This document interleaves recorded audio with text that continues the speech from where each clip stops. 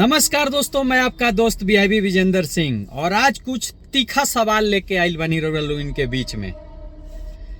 हम पहले बता दी, केहू के अपमान करे खातिर, केहू के नीचा दिखावे खातिर, केहू के ठेस पहुंचावे खातिर ये वीडियो नहीं बनावत, लेकिन कुछ मौलिक अधिकार हमरो बा, कुछ मौलिक अधिकार पुरुष के भी बा, कुछ मौलिक अधिकार औरत के भी बा, कुछ मौलिक अधिकार हर नागरिक के बा जो हमनी के संविधान में देले बा।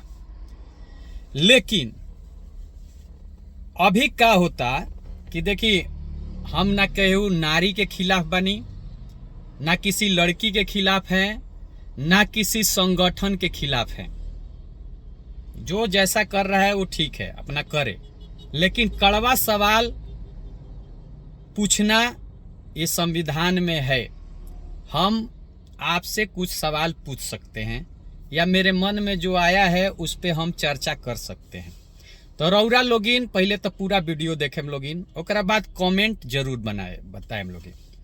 आज के डेट में लड़का सन पर या पुरुष पर केहू आके कैसनो आरोप लगा देता, ओ खातिर थाना बा, पुलिस बा, संविधान बा, न्यायपालिका बा, सब कुछ बा।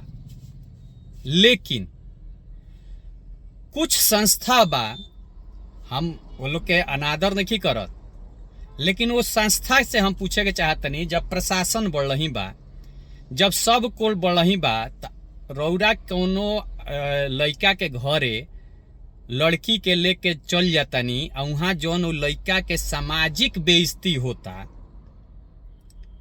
ओकर जिम्मेवार के ली। दूसरा बात, रौरा कहतनी कोनो भी लड़की आओ तरी, खास करके हमारा फिल्म लाइन के हम बताओ तनी, समाज में और तो ना होला लेकिन फिल्म लाइन के हम बारे में बताओ तनी। हम कड़वा सवाल ही पूछो तनी कि हर फ्लॉप गायक के गर्लफ्रेंड काहे ना होले? केहू लड़का फ्लॉप बा, ओकरा के लड़की काहे ना दबाव देवेले कि ते हमरा से शादी कर ले? ऐसा एगो मुद्दा बताई लोगिन कि कोनो लड़का गांव से आइल होखे आ ओकर गाना ना चलल होखे, वो स्टार ना होखे, ओकरा लगे गाड़ी ना होखे, पैसा ना होखे, आ ओकरा पर कोनो लड़की दबाव, मॉडल आके दबाव देले होखे, चाहे कोनो लड़की दबाव देत होखे कि ना ते हमरा से बियाह कर ले। दूसरा बात, जे भी मॉडल बा चाहे जे भी लड़की बा, कोनो लड़का संगे जब लिविंग रिलेशन में जातनी, पहले तो लिविंग रिलेशनशिप कोर्ट के तरफ से भी, संविधान के में भी और सरकार भी अलाउ कैले बा कि आप अगर बालिग हैं तो लिविंग रिलेशनशिप में रह सकते हैं, लेकिन सामाजिक तौर पर ये अच्छा ना कहाई, लेकिन रहने का परमिशन है। तो लिविंग रिलेशनशिप में तो पहले यौन उत्पीड़न के केस नाइखे बनत, का तो सरकार कहता लिविंग में रह सकता रह, तो लिविंग में खाली पूजे पाठ करे खातिर तो केहू ना रहत हुई, घूमे खातिर तो ना रहत हुई। अगर लिविंग में 2 साल रहता रह तो लड़का के भी या लड़की के भी हम सलाह भी दें कि रौरा जहिया डिसाइड करने कि हम लिविंग में रहे के चाहतनी, तो एगो कोर्ट से कागज बनवा ली। अगर रौरा आगे चल के शादी करे के बात, क्या तो कोनो प्रावधान ऐसा तो नहीं है कि लिविंग में रहे वाला आदमी के शादी करही के पड़ी। ऐसा लड़का सन के तरफ से लड़का एगो लड़की के छोड़त हुई, लेकिन 99 गो लड़की लड़का सन के छोड़ देती है। तो का जोन संस्था बा जोन लड़की के मॉडल के लेके गायक के घरे जाता, उस संस्था जोन लड़का के लड़की छोड़ देले बिया, उ लड़का के लेके लड़की के घरे जाई? हम भाई पूछो तनी, बुरा ना लगे के चाहिए, पूछे तनी। अगर महिला विकास मंच बा तो का पुरुष विकास मंच ना होखे के चाहिए? पुरुष आपन बात कहाँ रखस?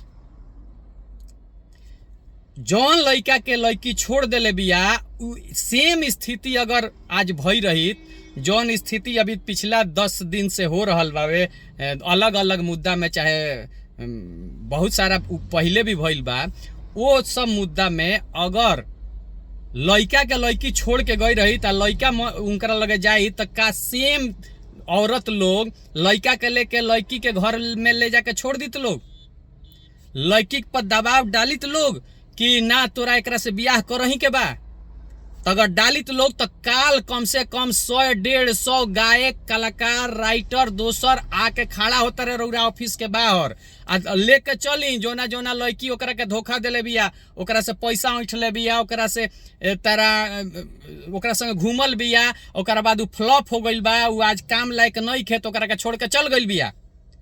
मॉडल बहुत सारा मॉडल छोड़ के भाग गइली सन हमरा देखत भर में। त का वो गायक के, वो फ्लॉप गायक के लेके ओकरा गर्लफ्रेंड के घरे रउरा जा सकतनी? हम क्वेश्चन पूछतनी। ओकर आवाज के उठाई? जब कोर्ट बा, प्रशासन बा, सब कुछ बा, तो रउरा केहू के बेइज्जती करे खातिर केहू के घर के दरवाजे पर लड़की के लेके रउरा चली जैती, अकेले जैती, शांति से जैती, 10 गो मीडिया लेके जातनी, हल्ला को के जातनी, का उसका सामाजिक इज्जत नहीं है लड़के का? क्या लड़का ही दोषी है 2 साल रहने का? लड़की इसमें दोषी नहीं है? हमको सवाल का जवाब, मेरा किसी से पर्सनली रिलेशन नहीं है, लेकिन सामाजिक तौर पे हम पूछना चाहते हैं, क्या कोई किसी के साथ साल भर, 2 साल, 5 साल रहा है तो क्या उसमें एक तरफा ही दोषी है? दोनों दोषी नहीं है? क्या किसी फ्लॉप गायक, फ्लॉप कलाकार के साथ कोई लड़की क्यों नहीं दबाव देती है कि हम इनसे शादी हमको करना ही है? क्या कोई स्ट्रगलर के साथ, जब लड़का स्ट्रगल कर रहा है, आज कम से कम 1000 पटना में मगही और भोजपुरी के गायक स्ट्रगल कर रहे हैं, कलाकार स्ट्रगल कर रहे हैं, उनके साथ लड़कियां मॉडल क्यों नहीं अपना रिलेशन बनाती हैं, क्यों नहीं रहती हैं? हमेशा स्टार होने पर ही, स्टार बन गया उसके पीछे ही ये लोग क्यों आते हैं और उसी पर दबाव क्यों डालते हैं? इसको क्या माना जाए? और आप लोग इतने बड़े संस्था चला रहे हैं, आप लोग को दोनों पक्ष में सुनना चाहिए। अगर हम कलाकार आज नहीं होते तो ये सब मुद्दा देख के हम जरूर पुरुष विकास मंच खोलते और सारे पुरुषों की लड़ाई बीआईबी विजेंद्र सिंह लड़ता और लड़ेगा। मैं लड़ूंगा। मेरे गायक के घर पे अगर कोई मॉडल लोगों को लेके आ रही है तो उसके भी घर पे हम उस गायक को लेके पहुंचेंगे और उसका जवाब दिया जाएगा। ये कहां का न्याय है भाई? ये कैसा न्याय है कि आप मीडिया 10 को लेकर, लोगों को लेकर और किसी के घर पहुंच गए? उसका क्या सामाजिक वैल्यू है कि नहीं है? उसका सामाजिक इज्जत है कि नहीं? आज जो सामाजिक इज्जत उसका चला जाएगा तो फिर आप क्या उसका सामाजिक इज्जत दे पाइएगा? हम आपसे प्रेम से भी ये सवाल पूछते हैं, क्या आप दे पाइएगा? क्या सारा गलती उसी में है? आप बिना जांचे, बिना परखे किसी के घर में आप मीडिया को लेके ग्रुप बना के घुस जा रहे हैं आप लोग। ये सिर्फ बिहार में हो रहा है। ये क्यों किया जा रहा है? क्या पुलिस प्रशासन नहीं है? पुलिस प्रशासन पर आप लोग को भरोसा नहीं है? पुलिस प्रशासन अपना काम नहीं कर सकता? क्या अपना कहना चाह रहे हैं कि बिहार में पुलिस प्रशासन केस नहीं लिखता है? क्या जांच नहीं करता है? हमारा बिहार का पुलिस प्रशासन दुरुस्त है। वो जान रहा है कि सही क्या है, गलत क्या है। 1000 लड़के हैं जिनको लड़कियां बहला फुसला कर उनका पैसा ले ली, ये करके उनको लात मार के भाग गई। क्या उस सारे लड़कों को लेके उस लड़कियों के पीछे जाइएगा? कहिए हम कल सारे लड़कों को लेके आपके ऑफिस आते हैं।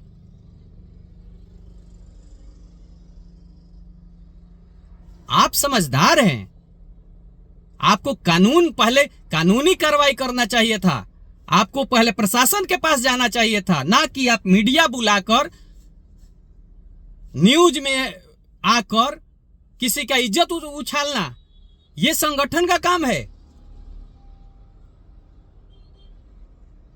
जितने लोग हैं, हम बहुत जल्दी नंबर करेंगे। संस्था बनाने जा रहे हैं पुरुष विकास मंच, और हम आपके ही द्वार पे आएंगे। अगर कोई लड़की हमारे गायक को अगर धोखा दे के भागी है तो हम आपके द्वार पर आएंगे और आके आपके ऑफिस पर आएंगे और कहेंगे कि आप चलिए मेरे साथ उस लड़की के घर पर और इस लड़के के साथ उसका रिलेशन करवाइए।